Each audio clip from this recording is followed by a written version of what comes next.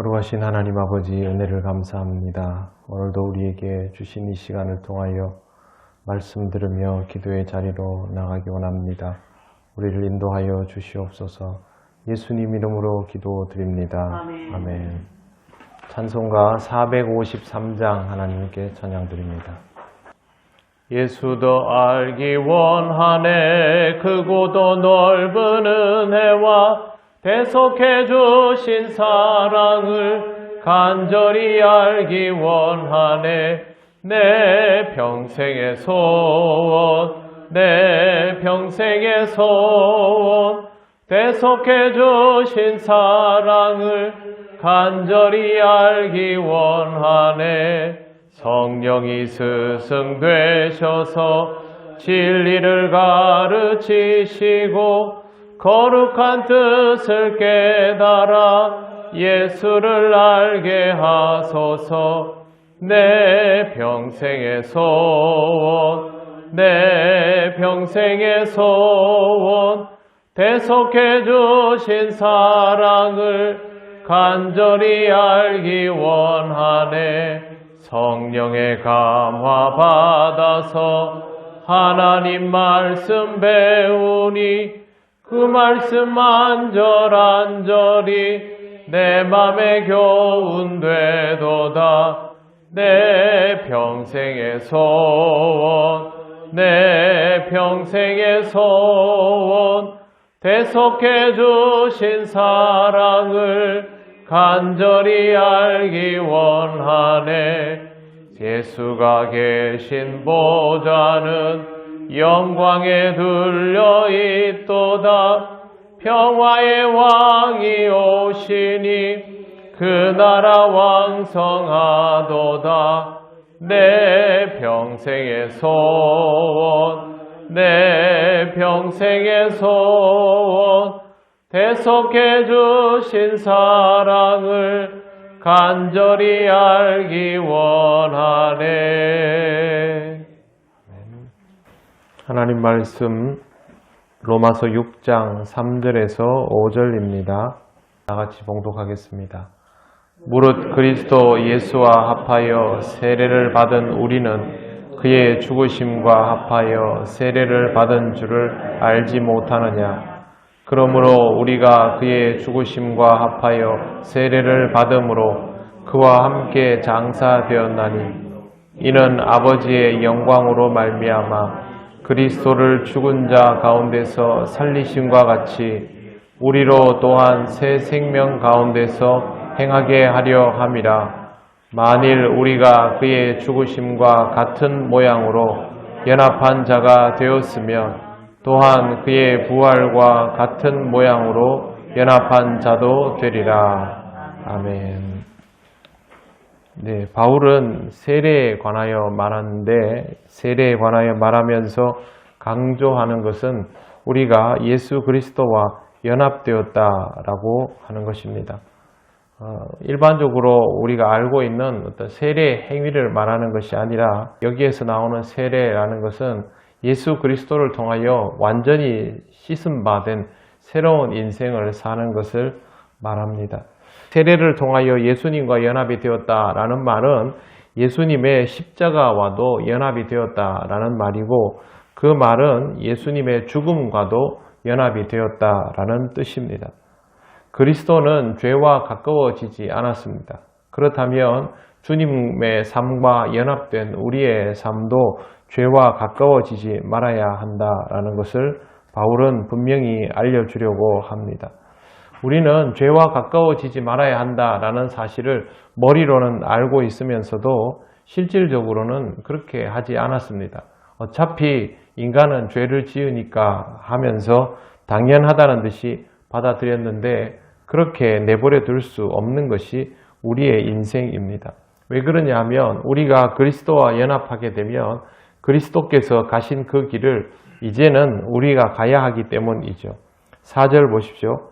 그러므로 우리가 그의 죽으심과 합하여 세례를 받음으로 그와 함께 장사되었나니 이는 아버지의 영광으로 말미암아 그리스도를 죽은 자 가운데서 살리심과 같이 우리로 또한 새 생명 가운데서 행하게 하려 함이라. 바울은 로마서에서 이 부분을 지독하리만큼 반복적으로 설명하고 있습니다. 그만큼 중요하다라는 뜻이죠. 그리스도의 죽으심과 합하여 세례를 받음으로 주님과 함께 장사가 되었다라는 말은 우리도 이 세상에서 그리스도처럼 십자가를 지고 살다가 그러한 결과를 맞이해야 한다라는 뜻입니다. 십자가를 지면 바로 영광으로 가는 것이 아니죠. 세례를 통하여 주님과 연합을 하게 되면 그것이 당연히 십자가를 지는 삶이 되는 것이고, 십자가를 지고 이 죄 많은 세상을 살아가다 보면 고난이 다가오게 되는 것이고, 그 고난을 끝까지 감당하다 보면 결국에는 십자가에 죽으신 그리스도처럼 우리의 삶도 그렇게 귀결이 된다라는 뜻입니다. 우리한테는 별로 달가운 내용은 아닙니다. 그럼에도 불구하고 연합한다라는 말의 의미는 이러하다라는 것이죠. 신앙생활 똑바로 하려면 힘들죠. 처음에는 그냥 나 혼자만의 신앙생활을 영위하는 거가 힘들다는 생각을 하지만 이 단계에서 벗어나서 다른 이들에게 복음을 전하고 다른 이들에게 선함을 끼치고 그렇게 살아가려고 하면 더 힘들어집니다. 그때 우리가 기억해야 될 말씀이 바로 이것이죠. 예수 그리스도와 연합한 삶은 그냥 가는 것이 아니라 십자가의 고난과 죽음도 함께 따르게 된다는 것.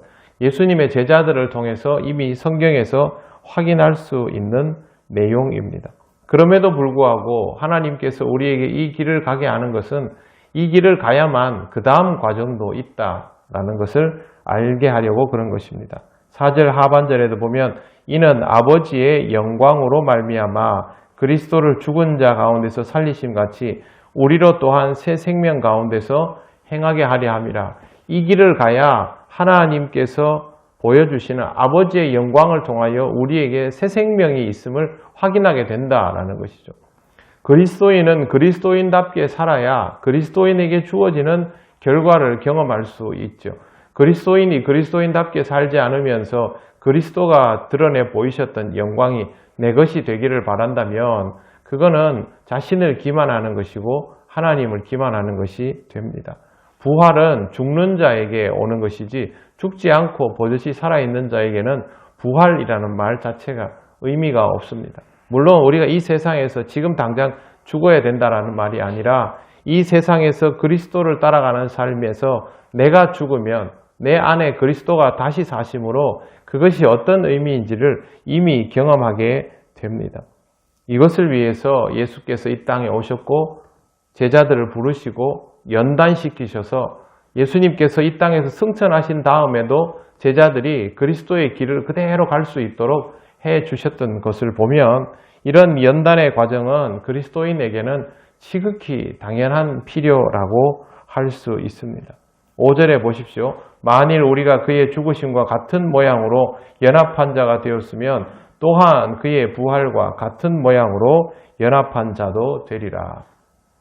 과정이 똑같아야 결과도 똑같게 나온다라는 아주 단순한 이치입니다. 예수 그리스도께서 이 땅에서 드러내신 십자가의 고난과 죽음과 부활을 우리가 다 믿고 그 삶이 우리에게도 이어지기를 바란다면 우리도 그와 같은 삶을 살아가면 된다라는 것입니다. 이 세상에서 사는 것이 그리스도인에게는 결코 쉽지 않습니다.